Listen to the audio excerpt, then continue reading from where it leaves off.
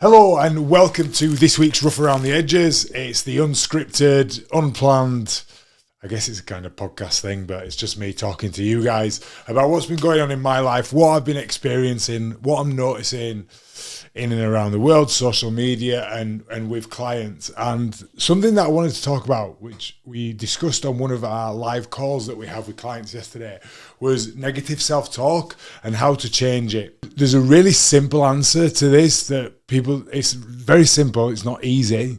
They're two very different things. It's very simple and people often don't like it because people get used to being a certain way for so long that change becomes difficult because they fear that what they're about to change from is all that they are.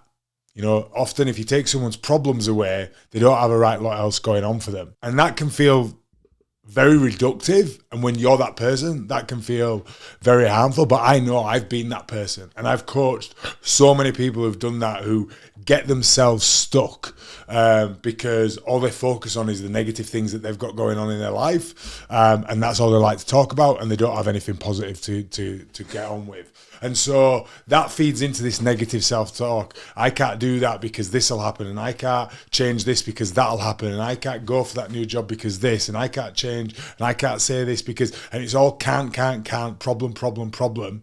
And then what happens is it becomes a self-fulfilling prophecy. They tell themselves something so much that when something happens in their life that confirms it, they use that as evidence, as opposed to being able to look at something objectively and say, yeah, that is a bad thing that happened, but I'm going to do this instead of it. And there's a really, really simple way to change or to quiet the negative voice that we all experience. Every single person experiences the voice that tells you that you're no good, you can't do it, you're not good enough, who do you think you are, all that kind of stuff. I experience it all the time. You know, we all experience it no matter what level you're at. And I don't think that you can ever get rid of it, but what you can do is quiet it down so that it doesn't become paralyzing and all-consuming. And you do not do that by positive affirmations, by repeating mantras to yourself, and things like that. And listen, I'm a big proponent, big fan of journaling, therapy, things like that. They're great, they help with this. But the real way that you get rid of negative self-talk is by building self-belief. And you do that by stacking receipts, proof, by taking action, by putting in effort, by getting small wins, so that when you go to do something and the negative voice, that inner critic, whatever you want to call it, says you can't do that, you say, you have proof where you go, yes, I can. I've done this, and this. And that voice goes, ooh, and it goes a bit quieter. And the more you do that, the more that voice quietens and the better and quicker you are at being able to quell it. And you know, I've experienced this so much, setting up a business, public speaking, starting a podcast, even this with the YouTube channel. You know, sometimes I think, you know, who am I to do to have a YouTube channel? Why would people listen to me? I get this all the time when I make content. But I also think no one else is doing it, you know, and I've helped hundreds of people, whether that's through clients, directly, whether that's through people who've consumed content, the messages that I've received, the things that I've done. And so that evidence quietens that voice. And that, you know, one of the biggest things that people come to me and Game On's coaching for is to build confidence. And confidence, you know, isn't built in the mirror. And I know this sounds really counterproductive where you go, oh, we help people get in shape. That is a byproduct. Getting in shape is a byproduct of your actions. Confidence isn't built in the mirror, it's built in motion with momentum by doing the things. The actions that you take, the promises that you keep to yourself, build the confidence that we have. And the byproduct, people think that's because, oh, you look a certain way. It's not because of that. It's because you've kept promises to yourself. You've not pigged out, drunk. You have gone to the gym. You have trained. You have gone to bed. Keeping those promises to yourself is what builds your confidence and what gets rid of that voice. Correlation and causation are not the same thing. You know, the fact that you're body changes while you are taking those actions and keeping those promises to yourself correlates with you building more confidence, but it is not the root cause of it. The root cause of building confidence is by taking action. And I think that is something that is really, really important to remember, because I know a lot of people struggle with this self-talk and it becomes like paralyzing for them. That is one of the biggest reasons that people ask me for help, whether that's in my DMs on Instagram, whether that's by joining the GMC Academy, or whether that's by joining, our one-to-one coaching program at Game On's Coaching, is because they want to grow, develop, move forward, and a phrase I hear all the time, self-sabotage, can't stop. And I remember once a client who joined the program who actually got an incredible result. He had kind of self-sabotaged over and over and over again. And he said to me, what would be the biggest reason that someone would not, get in the shape of their life, be confident, be comfortable, become the person that they want to be? What is the biggest barrier to that? And there's a really simple answer. It's you. You are the biggest bottleneck in your own growth, development, progression, whatever word you want to use. You are the biggest bottleneck.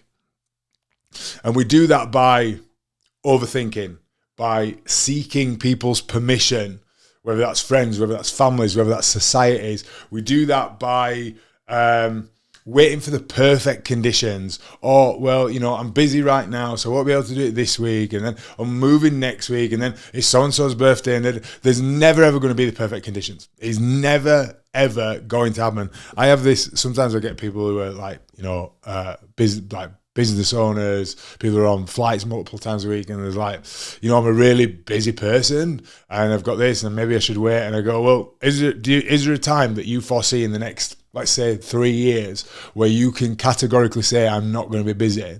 And people go, no, they can't, because there isn't. We have to learn to adapt and get out of our own way. Whatever you are doing now, however you are behaving, I want you to ask yourself, am I helping myself move forward or am I blocking myself? It's a really simple question. It's a really simple question that gives you a lot of powerful answers. It goes back to what I was just saying about that negative self-talk, because what you perceive becomes reality. It sounds very Matrix, this, but perception is reality. If you say, I am a shy person, guess what? You act shy. If you think, I'm not good enough to get that, guess what? You show up like you are not good enough to get that. It ties into what I was talking about that negative self-talk. It becomes a self-fulfilling prophecy. Like, your belief becomes your reality. And I know it's cliche to quote things that other people have said, but the Henry Ford quote about whether you think you can or you think you can't, you're right, is true. It is true. I've played in rugby teams where we were, on paper, really, really good. Really, really good, and just kind of expected to win, didn't think we needed to work hard, yada, yada, and we've lost to teams that we probably on paper shouldn't have lost to. I have played in teams that on paper we were crap, but we believed that we could win. We believed in each other and that we were good, and we've, upset things. When I captained Batley to their highest league finish in their club's history, we were written off as we were going to get relegated that year. We finished third in the league and got into the playoffs, and all that was down to belief, nothing else. Obviously, we had some good players, but not players who were being paid as much or were valued as much or who were seen as to be as good as some other players in that league. What you believe, what you perceive, is your reality. And if you perceive, and this is why I talk about identity so much, because it's so important. If you see yourself as a person who only is on a diet or trains occasionally or is a party boy or whatever it might be, you will do that. That will become your reality. If you believe that you are someone who works hard, who gets things done, who takes action, who makes progress in their life, I guarantee that will find a way. And I don't know, I'm not really someone who believes in manifesting. That is the word. I don't think I believe in manifestation, but I do believe that when you are tuned in to a certain frequency, for want of a better word, when there are things that you are looking for to confirm who you are and what you're about, you will find them. Whether that is the negative thing, that you can't do the thing, or you can do the thing. And that, that negative self-talk, confidence, being your own roadblock, they all tie into each other. And the reason that I talk about that is because we've had a big influx of people coming in wanting to get ready for summer. And I want you to act like this is a question that I contend with people this time of year, where you get this at Christmas as well, where people say, life's too short not to go out for the drinks, and life's too short not to eat the food and to miss the good weather and go to the gym. And there is an element of that, 100%. Life is short and we should find joy in the small things with the people that we love. I also believe that life is too short not to feel comfortable in your own skin, not to be able to take your top off when you go on holiday because you want to go in the beach. Life is too short to have sex with the lights off. Life is too short that when an opportunity comes your way, you don't feel confident enough to take it. That is what I believe life is too short for. And if you think, in the sense of summers, because summer is coming up, right? How we maybe get 80 summers, on average, maybe we get 80 summers. How many of you already had? How many of those summers have you felt amazing for? How many more summers are you willing not to feel amazing for? That is a question that I think is something that's really worth sitting with and considering. And if you are not wanting to change, what is the reason? What is the reason? What are you scared of? Because so many people are scared of... do you know what? They're not actually scared of failing, because people, failing in private, nobody knows about anything. This is why people don't share their goals. That's a big thing that we focus on at GMC, is we talk about sharing wins and goals, because it gives you skin in the game, gives you accountability, and also you're allowed to fall short of things.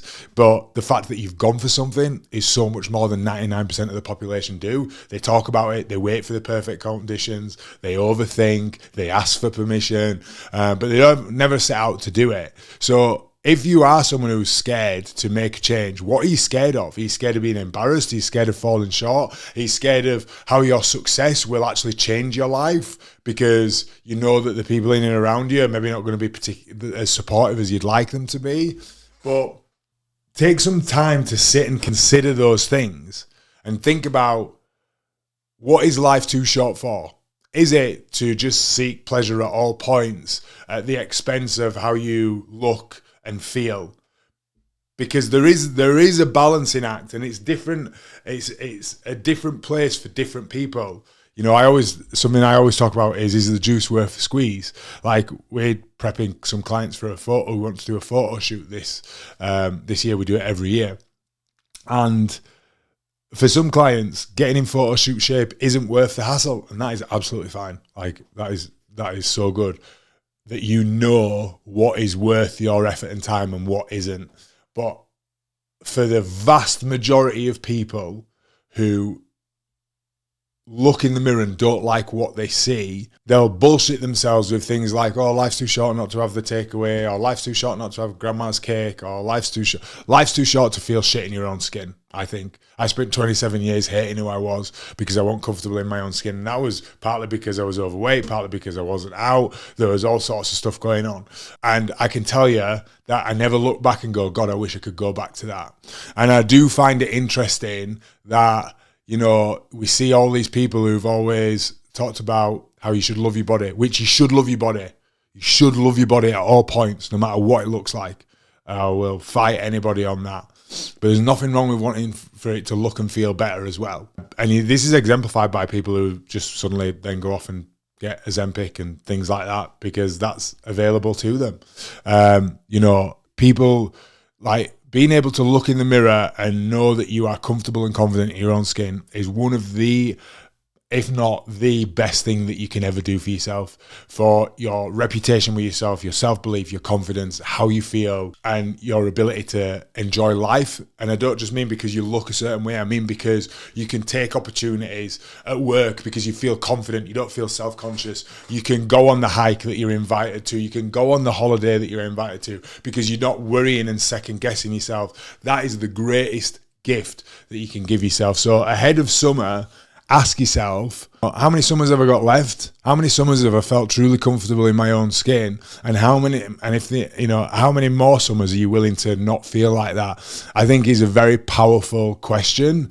Of the 80 summers, how many are you willing to give up to not making those changes? So I appreciate this has been quite a direct, rough around the edges, but that's the point of this, right? We're not here to fluff and funny about. We're here to, talk about the stuff that maybe people in and around you are not doing. So if you've enjoyed this, please like it, subscribe, comment below, share, do all the YouTubey things. You know what you're doing. Thank you for listening, and I'll speak to you next week.